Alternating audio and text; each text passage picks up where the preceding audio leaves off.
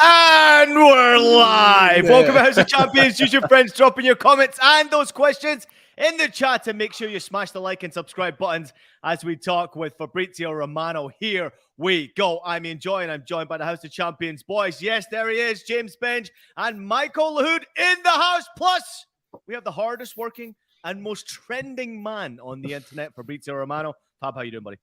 Oh, great, my friend. Thank you. And always a pleasure here to be with the team. So ready to answer your questions. Sounding a little bit tired there, Fabrizio. Is this the recovery after the transfer period? We are never tired. I'm happy with the Champions League football, so ready to go.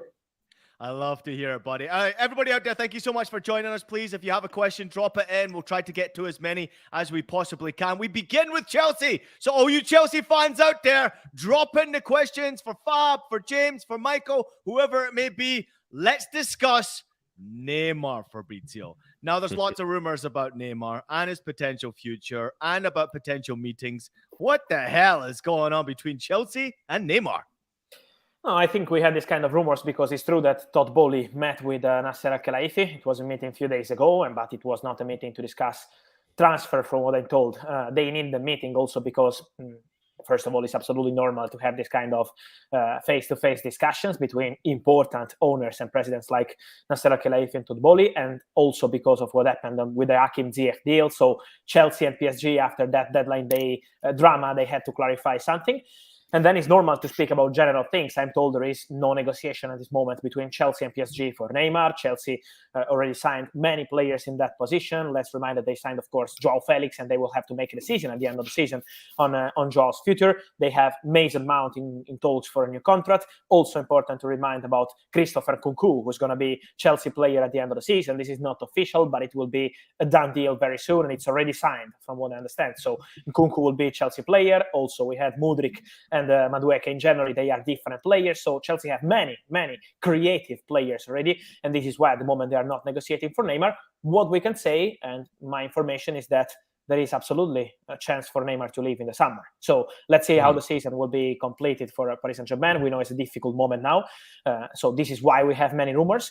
But from what I understand, there is a chance for Neymar to leave in the summer. They will try to look for solutions. And so let's see how it will evolve. At the moment, it's not something advanced with Chelsea or any other club. But the reality is that Neymar has chances to leave Paris Saint-Germain at the end of the season.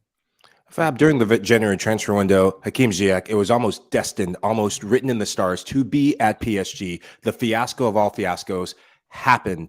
Where do you think stand between those two clubs in terms of their relationship? Yes, that was an incredible story, honestly. I'm not into the negotiations to be 100% sure of what's the reality, because if you speak to Paris Saint-Germain, they were really furious to Chelsea because they mentioned Chelsea as sending documents too late, and this is why the deal collapsed. This is the Paris Saint-Germain position on this story. On Chelsea side, they mentioned some problems with the technology, but we know how busy Chelsea were on the deadline day with Enzo Fernandez and many other stuff around that big deal. So we always have this kind of different versions on big stories, and that was a very big drama for Hakim Ziyech because the player had the medical, the player was in Paris Saint-Germain headquarters to sign the contract, so everything was done basically between Hakim Ziyech and PSG. It was just on the clubs and just on the documents. So it's really crazy to see this kind of big deals between big clubs collapsing. So the relationship was not excellent, let's say like this. The day after, Paris Saint-Germain were literally furious with Chelsea, but now we have to see how it will evolve in the next weeks and months. I think this meeting between Todd Boehly and Nasser Al-Khelaifi is going to help to rebuild the relationship between Chelsea and PSG. Well, clearly James Benj has got something more important to take care of right now as the doorbell goes here. As you can see, we are live on House of Champions, but we do not stop the flow with the one and only Fabrizio Romano, so we keep the questions coming. We have a couple of great ones coming in here on the chat. Tiny's jumping in, asking about Mount and Felix. You already touched upon them with the contract extensions, but Tobbs S is saying, good afternoon, everyone. Amazing channel. Mr. Fabrizio, could I kindly ask you, do you think that Chelsea will need or buy a number 9, or is Christopher Nkunku and Joao Felix enough? So basically, he's asking you a question. Is there a rumor about a number 9? But I think he's also asking the analyst in Fabrizio Romano's brain, do you think they have enough there to take care and compensate for the lack of a killer number 9? My personal opinion is they absolutely need a number 9, a proper number 9, a traditional number 9.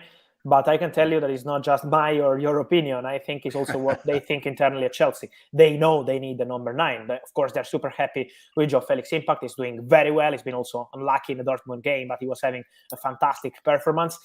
Also, Christopher Nkunku is a player they love. They're convinced he can help a lot in terms of goals and assists. But from what I understand, they see Christopher Nkunku behind the striker and not being a traditional number 9. So in a different kind of position. Then he's kind of player who can help in different positions. So for sure, he's a great signing.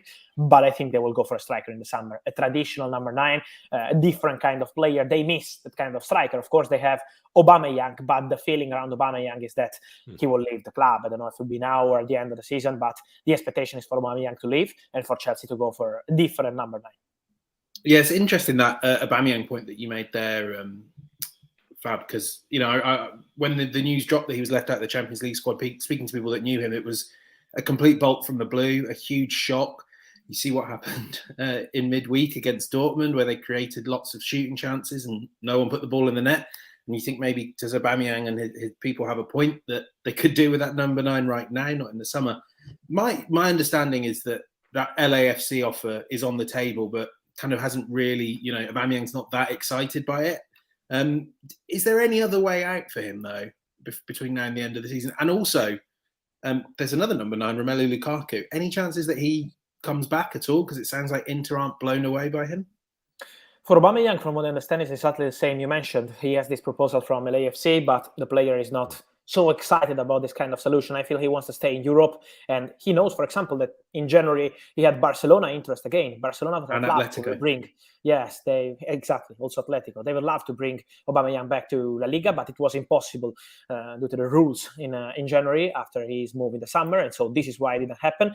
But my feeling is Aubameyang wants probably to wait till the end of the season and then pick his favorite club, probably in La Liga, for the summer. So let's wait a bit and see. But at the moment, this is the position on the player side. Let's see if he will change his mind, because it's not easy not to play and it's not easy to be out of the Champions League squad at Chelsea. So let's see what he will decide. And for Romelu Lukaku, I think it's going to be really important to understand what happens at Inter.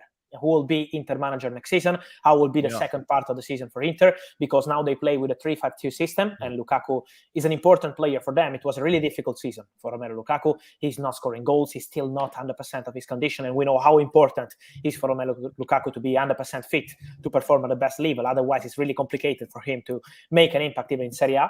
And so I think it's going to be crucial to understand what Inter will decide to do, because the player would love to stay at Inter. Lukaku wants to continue in Italy. He wants to stay at Inter. He wants to stay in Milan. So this is why it's not an easy situation for Chelsea to manage. I think it's going to be crucial to understand who will be Inter manager, if Inzaghi will stay, if they will go for a different kind of coach.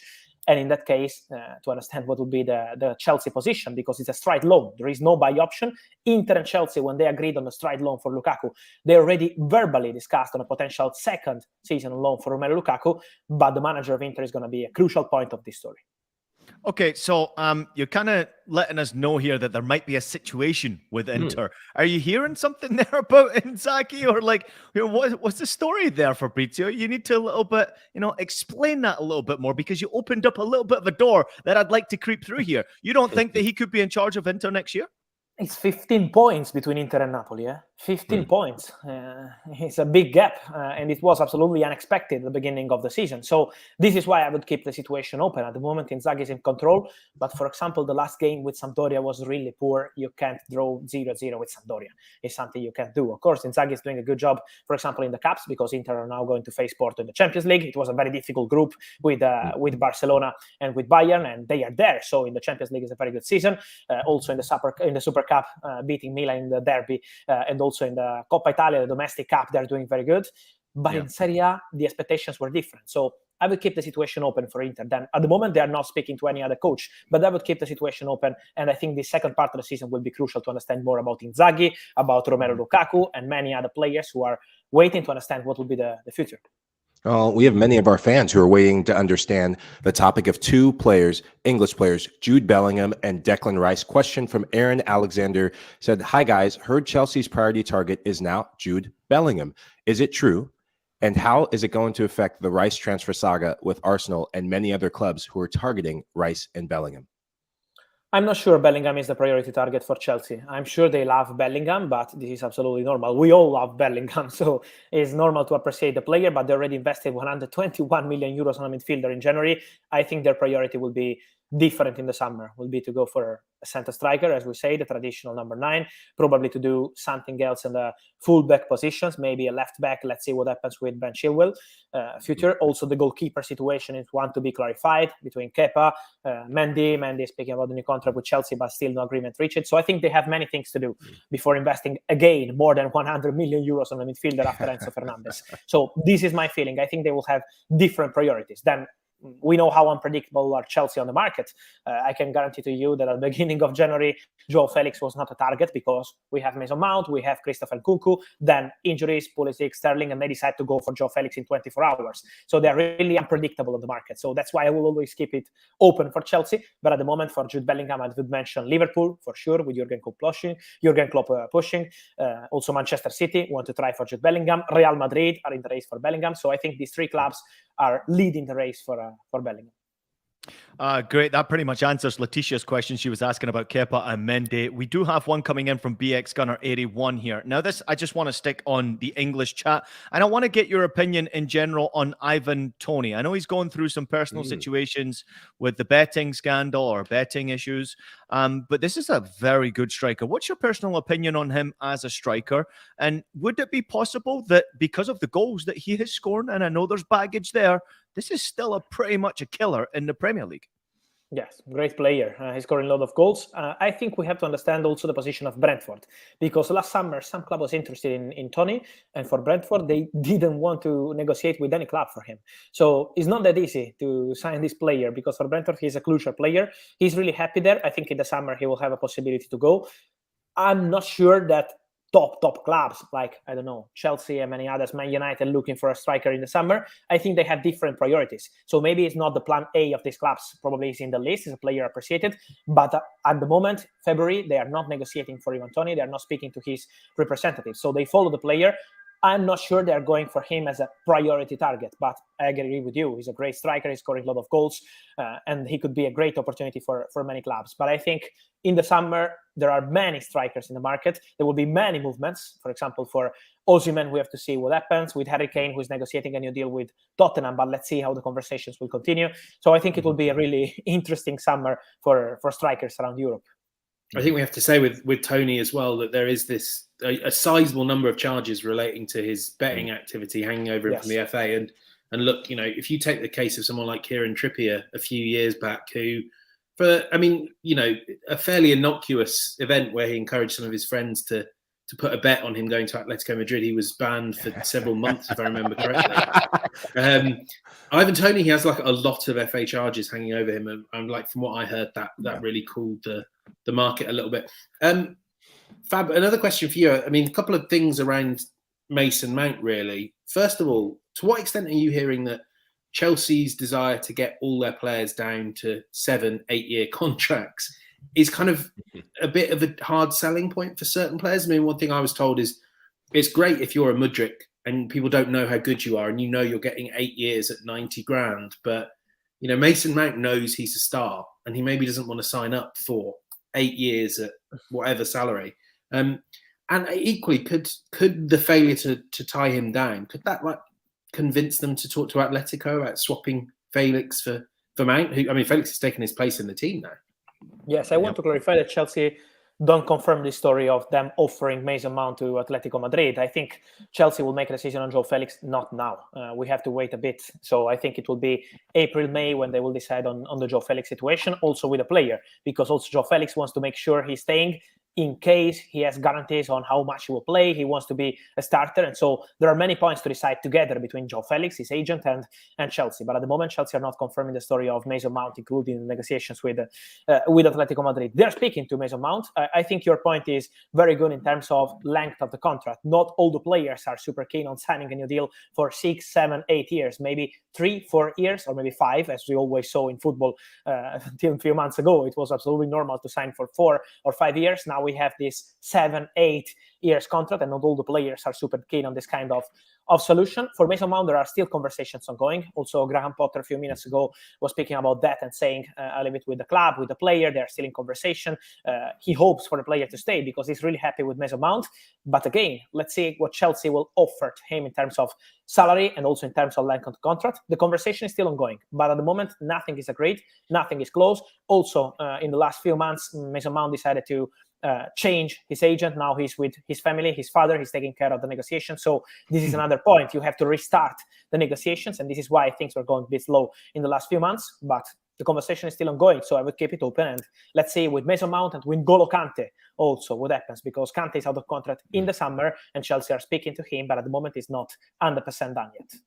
That's fascinating. Also fascinating, I thought, watching the Dortmund-Chelsea game this week was, the story behind Christian Pulisic potentially going back to Dortmund, playing in a game, but he's just nowhere to be seen right now with Chelsea. Obviously, I know he's had his injury issues, and we have recently mentioned about potential of him going to Atletico Madrid. I guess what's the latest on Christian Pulisic here? Because he's in a difficult position right now, and in many ways, he probably can't get into this team. And my opinion is that at the end of the season, they will have to make a decision on Pulisic, and I think he has a chance to go. It's for Pulisic, it's for Ziyech. I think there will be many players to leave Chelsea or to try to find a solution, because Chelsea want imported money. They're not accepting loan deals.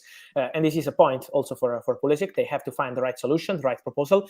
About the rumors, I think we had millions of rumors around Pulisic. We spoke about Juventus, Milan, Atletico Madrid, Borussia Dortmund, Newcastle, Man United. We had many, many stories about him. But then you need someone to put maybe 40, 35, 40, 45 millions on the table for Pulisic, and it didn't happen at this stage. So we have to wait. Also, the injury was not helping, because my feeling, from what I understand, is that they were prepared to let him go in January before the injury. The plan was Mudryk in and Pulisic out, from what I understand. Then, because of the injury, it didn't happen, and so now they're trying to protect the player. Let's see at the end of the season. I think at the end of the season at Chelsea, there could be many outgoings, many players on the move, and Pulisic could be one of them. Fab, let's talk another club who's constantly in the headlines, FC Barcelona. The longer Lionel Messi and PSG don't reach an agreement, it's inevitable that those two are linked again with a possible reunion. Where do things stand with Stan? Yes, at the moment with Barcelona, I think yesterday what his father, Jorge Messi, said, he was in Barcelona not to negotiate with Barca, but he said, I don't think he's returning to Barca. And at the moment, the reality, from what I understand, is that Barcelona have not made any proposals to Leo Messi. Jorge Messi also mentioned that. He said, we don't have any bid from Barca. We're not speaking to Laporta. And from what I understand, this is the reality. Barcelona are not negotiating with Messi, offering him a contract, speaking about the salary. This is not the case. At the moment, it's still February. So there was a meeting the day after the Paris Saint-Germain Bayern game in the Champions League between Jorge Messi and Paris Saint-Germain. This meeting was between, of course, the owners and, of course, the board of PSG with Luis Campos. No agreement yet. They think it's absolutely normal, because the contract of Messi is not a normal contract. It's a big contract with many clauses, with many details to be clarified. So there will be more meetings in the next weeks between Jorge Messi and Paris Saint-Germain. The conversation continue. But at the moment, from Barcelona, there is still no bid on the table. So I think if Barca will enter into the story, will be at the end of the season, not now. Also because of the financial fair play situation. We know how complicated it is for Barca to sign new players in this moment. They have to keep an eye on the balance. So it's not that easy. But at the moment, there is still no bid from Barcelona. We have to see how this conversation between PSG and Messi will continue. The feeling is he's only negotiating with PSG at the moment. He knows about Inter Miami dream, Inter Miami interest. He knows about Barcelona dreams of Messi back. But at the moment, the proposals are not on the table, from what I understand. Couple of minutes left with Fabrizio Romano. You're watching House of Champions. Fab, this deal finally took place in the end. I don't know what the hell happened. Me and Mike obviously are big MLS lovers. James is a wannabe lover of Major League Soccer as well. Julian Araujo from LA Galaxy. I mean, this one was very interesting that it didn't get done initially, but yesterday we see him walking through the airport into Barcelona, and he's now a Barca player. What the hell happened? Yes, that finally, after the appeal, everything is completed. So they approved all the documents. Everything is done between LA Galaxy and Barcelona. So we can consider Julian Araujo as new Barca player. He will be with the second team, with Barca Athletic, but then he will be training and he will be available with the first team, with Xavi. They're convinced this player has a lot of potential. They already wanted him in the summer deadline day. Then it was not possible to complete the agreement with Los Angeles Galaxy. Now the deal is done for a total package of 4 million euros. From what I understand, is 2 million guaranteed plus some clauses, some sell-on clause included in the deal between LA Galaxy and Barcelona. But the total value is 4 million euros. The player signs a contract until June 2026, so 3-year-and-a-half deal. And good luck to him, because it was a really crazy saga on deadline day. The deal was done. Then they signed the documents 18 seconds after the deadline. But finally, it looks like it's done. He is completing his contract right now. And so Julian Araujo will be a new Barca player. I think we're all very happy to see that deal. I mean, terrible haircut, but at the same time, really happy that the deal went through. Fabrizio, thanks for being across everything on the transfer market, but also really awesome to see you just enjoying the games this week in the Champions League. What was your overall thought on the first leg of the games? I mean, there were some cracking games to look forward to. Chelsea have got a chance. Pretty much every tie has a second chance in the second leg. And also in the Europa League, Barcelona-Man United game was a cracking game to watch. Was there any game that stood out to you? PSG-Bayern maybe? Yes, PSG Bayern was amazing, but I'm sure everything is open for PSG and Bayern, for Milan and Tottenham, for Chelsea and Borussia Dortmund. This is what I love, that I think everything is absolutely open. I was at San Siro and I was really surprised by Tottenham performance, honestly. I was expecting something completely different. Of course, Antonio Conte, I think physical condition is not helping because he's not the real Conte. And I think in the second leg, I hope in the second leg for Tottenham, it will be an opportunity to fight with a different mentality playing at home. And yes, of course, I expect Paris Saint-Germain to have different kind of reaction when they will play Bayern at Munich. It will be a huge game. Also, Chelsea with Borussia Dortmund at Stamford Bridge will be a really important one. They were really unlucky, I think, in that game. Adeyemi, fantastic. Fab, I can't believe you were at the San Siro and not at Turf Moor. Unbelievable. So-called fans. Yes. But congrats to Milan. Great performance. I wasn't expecting that to perform at that league. So everything is open, and that's why I love Champions League. We do too, as well. And we love you too, Fabrizio. So thank you so much for joining us this week. Appreciate you, brother. Thank you. And see you soon here on House of Champions. Thank you. Ciao. Awesome stuff. Ciao to Fabrizio. Okay, take a break, everybody. Come back with us. We'll be right back in just a minute. We're going to discuss the situation at Manchester United with the bidding process ending, apparently, today.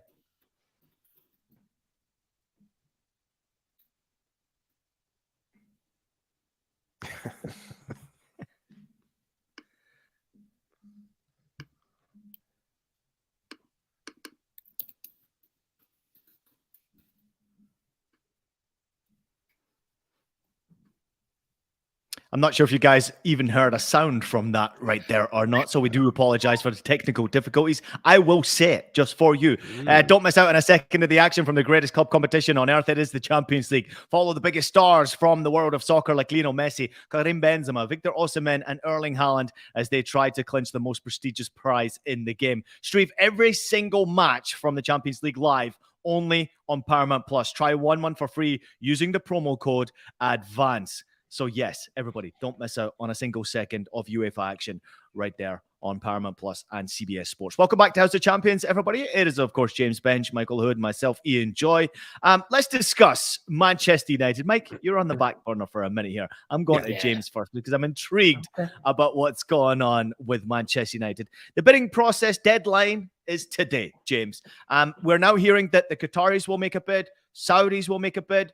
So Jim Ratcliffe will make a bid. I mean, it's pretty crazy what's happening with this whole bidding process. What are you expecting the outcome to be here, James? If you were to just take a dive at it, would you think that it would be an astronomical bid that will win here?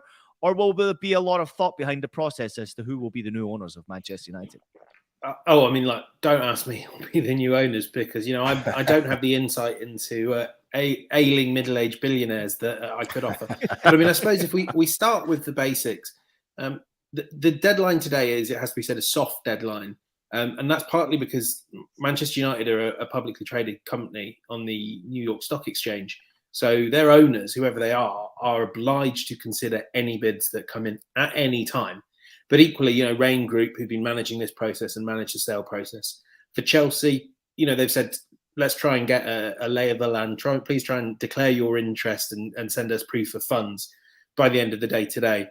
In terms of answering your actual question and where it goes, look, I don't ever get the sense that the Glazers are particularly concerned about much beyond the highest price. And there's a reason that they are cashing out right now. There is a reason that FSG at Liverpool are looking to sell, whether it's a minority stake or for the right deal, I'm sure the whole club. You know, their assumption is after the Super League collapse, there is no great big bang in revenue waiting to happen. So they are going to get back, the maximum they can. I mean, what's fair to say is there will be supporters of Manchester United that will have the same qualms that Newcastle supporters had, that Chelsea supporters had 20 years ago, when it comes to selling up to regimes and the money from countries like Saudi Arabia and Qatar. And it's also true that there has been pressure placed on UEFA to not allow any Qatari vehicles, because I think this is the challenge with Saudi Arabia, with Qatar. Yes, it may not be the same body with the same name. It may not be QSI. It may be QIA. But fundamentally, if this is all kind of leading back to the ruling families, that, the power brokers of these countries, how different is it just because you slapped a different name on it? The Premier League these things get very complicated, very tricky. And of course, UEFA regulations are that you can't have two teams playing in a competition with the same owners. So that is all very complicated. Set against that, maybe the Jim Ratcliffe bid, if it's of a similar cash value, it becomes a little bit easier to work it all through. But I mean, Ratcliffe doesn't have, he's a very wealthy man, and he's a man who is a Manchester United supporter and has great emotional investment in getting this club. But he doesn't have, tens of billions like Qatar and like Saudi Arabia do to throw at this thing. So in answer to your question, no, not a clue who's actually going to end up buying Manchester United. But it certainly seems, compared to a month ago when I was hearing the interest was not there, that they have at least got offers or indications of interest on the table, which is good news for the Glazers, I guess, if no one else. Yeah. James, just looking at possible things that have to be addressed at a club like Manchester United, you have things like the debt at the club, which doesn't get talked about enough. Sporting achievements, which obviously a club the size of Manchester United seems to be priority number one, week in and week out, and also upgrades to things like the training facility. What do you think becomes stadium? What do you think becomes priority number one for whoever takes over the club? Oh, that's a really good question. I think for whoever takes over the club, obviously, there are the debts to service, and there's a huge amount of player debt. Equally, I think it's fair to say that Manchester United ownership have been living quite well off some dividends coming out of Old Trafford, and I think an owner that's willing to make capital investment in this club could find that it's quite an effective way of, whether it's through increased asset value or just selling it on in another 10 years' time, could find there is money to be made. I mean, I look at, especially at Old Trafford, I don't know if or when you guys last went. The last few times I've been, it is for the so-called Theatre of Dreams, it is a deeply underwhelming experience for anyone that happens to travel there. On occasions, the roof has been leaking while I've been there. It is the facilities are outdated. I mean, not least because, Old Trafford is, for people like yourself, Mike, it's Mecca, and it may be the sort of place you only go once or twice in a year, once or twice in a lifetime. And there's a lot of money to be made out of people that do that. And when I'm at Old Trafford and I compare that to the Etihad, Tottenham Stadium, Arsenal Stadium, West Ham's, there is money being left on the table from that. So, the Glazers have also started some of that work, long overdue, talking to architects and all that. I think that's where a lot of the priority will lie. The sporting stuff, I mean, it's not that difficult. You just have to find competent people and let them get on with it, because the club produces so much in revenue. That's all you really need to do. You need to keep ticking over and find good people on the sporting side, but get that stadium right, and United are making a lot of money. I got a question for both of you here. And basically this is down to the valuations of Premier League clubs, and it's now down to ownership and who buys these clubs and why they buy these clubs. I think it's safe to say that anyone who bought a club in the last, 5, 6, and previously before that, has made great returns on their investment when it comes to the valuation of clubs now looking to sell it. I mean, the most recent valuation I'm looking at now, Manchester United was, $6 billion, and then you have Liverpool closely behind, Manchester City close behind, just under $5 billion. And an increase for Manchester United in particular, it was a 28% increase in valuation over a 2-year period. Now, my question to you both, I'll start with you, Mike. Where do you go from here? How does it get bigger than what it is right now? Because previously we have witnessed, in many ways, I think that the Premier League was undervalued. And these American owners came in here. You saw, obviously, a lot of owners jumped in very early, recognizing there was massive room for potential of growth. Is that still there for Premier League now, where growth can still happen, so that when this owner or these new owners who buy Manchester United can still make a profit on their investment? Well, I'll tell you what's been missing for Manchester United: a Premier League title. That's how it gets bigger. Winning. Look at what happened with Man City. Obviously, the influx of cash. Look at what happened with Liverpool.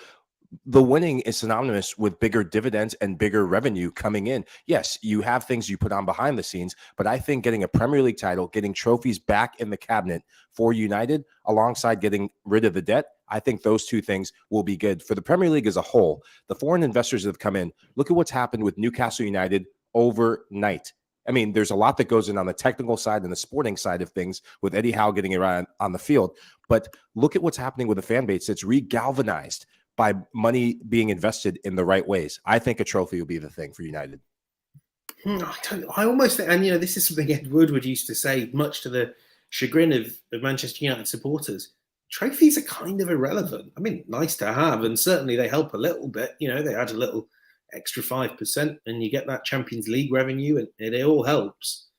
But I mean, really, so this on your initial questioning, there's almost these two levels. There are the teams at the level of even a Bournemouth, where you saw was it Bill Foley, Bill Foley, yes, coming in and buying that team for around 300. No, it was a very low price, whatever it was. My mind has gone blank. Significantly lower than the cost of buying an MLS franchise. And of course, he's doing that in the knowledge that Bournemouth could get relegated and his asset could collapse in value.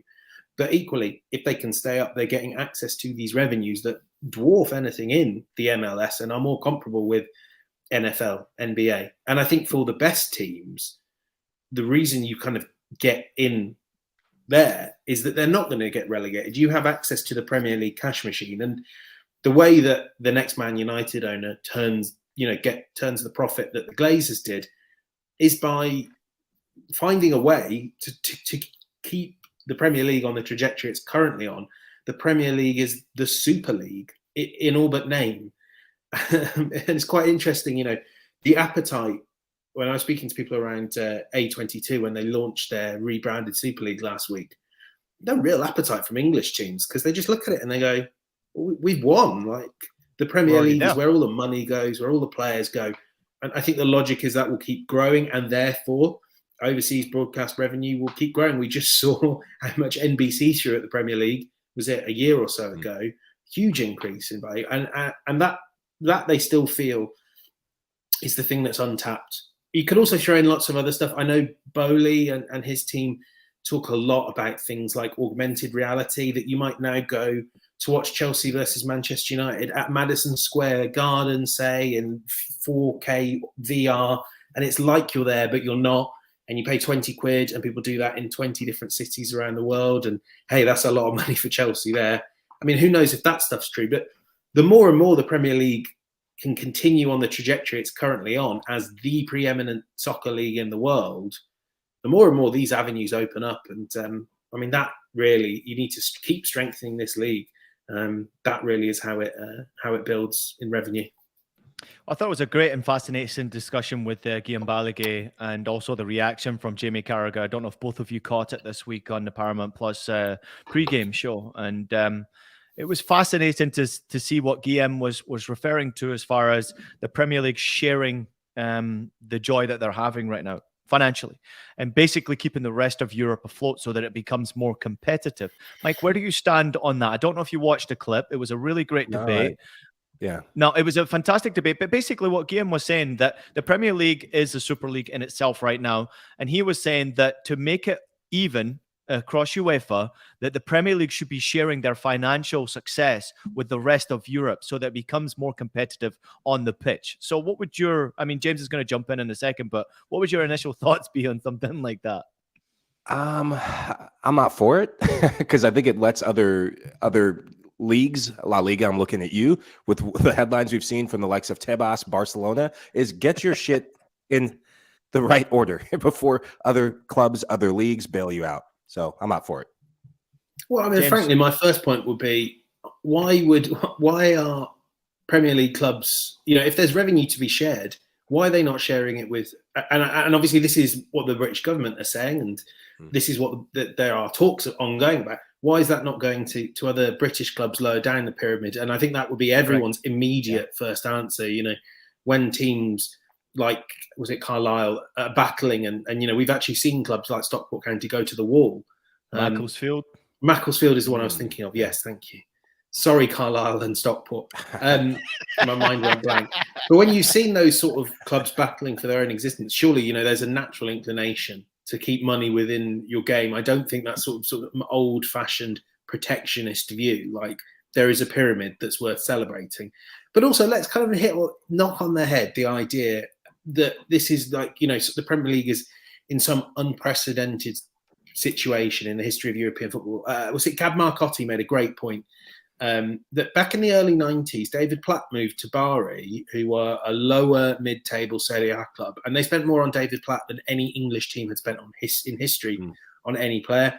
The point Carragher was making, of course, was fantastic as well, that Real Madrid and Barcelona really enjoyed, and Mike was saying this as well, they loved throwing their weight around financially and getting the Premier League's best players. And at that time, they never thought it was wise to improve the product by making sure that there was a bit more revenue going to the big clubs, the Valencias, to extent the Atletico Madrid, the Deportivo La Coruñas, those guys.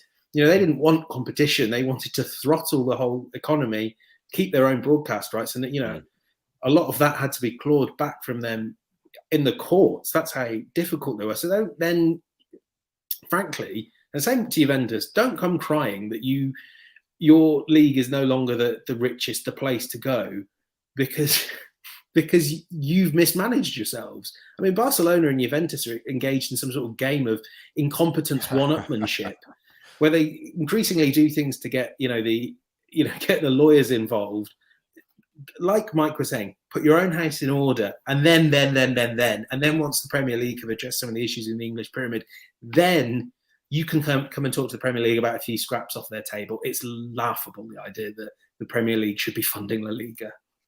I'm with you on this one. And I think if you go back to the recent successes over decades, in the 90s for the Italian clubs in particular, pulling away the best talent from the world, putting it into Italy, and then not necessarily having the right business structures to maintain. That's the biggest problem for a lot of these leagues. La Liga in particular, which is obviously where Guillem was referring to as far as like trying to equally share so that he could see La Liga be more competitive. They don't have a competitive league because if you look at the way the revenues are shared domestically in La Liga, I mean, it's completely unfair to the teams that are in their own league, let alone the teams in the lower divisions in their own country. It's like a monopoly. I hate using that term, but it really is. It's success for a big two or a big three or a big four in that domestic country. Whereas if you look at the Premier League structure, and I will say this, it's really interesting, obviously, having a massive ownership where you have Manchester City's ownership doing a great job, in my opinion. I know there are obviously financial problems right now, but they're really invested in the Premier League in particular, invested in making it a better league and more competitive. They want to win UEFA. Of course they do. They want to be the best team in England. But Liverpool being competitive, now United obviously getting back in there, Arsenal being super competitive, and big clubs, now Newcastle, like the Premier League across the board is probably the most competitive league I've ever seen. And that is compared to Premier Leagues in the past. Now, we have obviously through history seen many a title race in the Premier League where it's been really eye-opening. But when I watch the Premier League now, Arsenal or Manchester City could lose to any team in the Premier League. And that's why I tune in to watch football. And we are starting to see a bit of a comeback from Serie A in Italy. Really enjoy watching the Italian league get better, but there's still a clear winner of it this year and obviously Milan last year. German football is my passion, and there's a winner there every single year. It's the same winner. And the competitive spirit is completely gone because they're selling their best players. So the business infrastructure, the professional infrastructure, the professional business needs to be on point. So I thought it was a fascinating discussion. Thanks to both of you as well for jumping in the conversation and sharing your opinion as well. Mike, I suggest you go and watch that clip because it will really open your eyes as to Carragher, how he answered it. I thought it was absolutely fantastic. Mad respect for Guillem for opening up like that, but you open yourself up for criticism when you say some of the things that he did say. James, where are you going this weekend? We've got some big games in the Prem going on. Arsenal are at Villa, aren't they? How did you guess? Well, I mean, it's a massive game for Arsenal, isn't it? In terms of just turning the tide around. And don't forget, if they win, they're 3 points clear at the top of the Premier League. I mean, it's going to be tough. I'm just looking forward to seeing Unai Emery again. I don't think he remembers me too fondly from my time covering him at Arsenal. And when I saw him Villarreal against Liverpool, I think probably he didn't know who I was, but there was like an inkling that when I asked him a question, he was like, "Oh, this." I know again. that. I know that. Yeah. Mike, what about you? You got your eyes on anything this weekend? Yeah, definitely. United Leicester. Arsenal's lost to City. Looking forward to hopefully United closing the gap, but Leicester is going to be a tough game. So that's on Sunday, I believe. I've got a couple of crackers for you as well. Newcastle United against Liverpool is going to be one that you definitely want to watch. That one there, very difficult to say pick a favorite right now, but Newcastle, I'm just going to say, are a very hard team to beat, and I would say our favorites going into this game. Everton against Leeds United is another one. I've got my eyes on there. With Leeds obviously trying to make a bit of a comeback, and as Sean Dice back on home soil again, it'll be another one to watch. Boys, thank you as always. What a great week, man. Really fantastic week. We look forward to doing it all again next week. It's the beauty of our game, right? We really appreciate all your efforts this week, boys, and make sure everybody out there is following the boys across their social media platforms as much as you possibly can. James, incredibly active on cbssports.com as well, so please make sure you jump on board and find all the latest and greatest articles. And we also had a very special interview. I'm not going to tease it too much today, but there is one coming out very, very soon. We can't wait to discuss with a legend of the game. It is a good one, so watch this space across the House of Champions platforms as well. Appreciate everybody. Just make sure that you are also taking a minute to leave us a rating and review on your favorite podcast platform. We're available on Apple Podcasts, Spotify, Stitcher, and anywhere else you listen to podcasts. Also available as video, so subscribe to us as always on YouTube. We will see you next week, everybody. Have a fantastic weekend.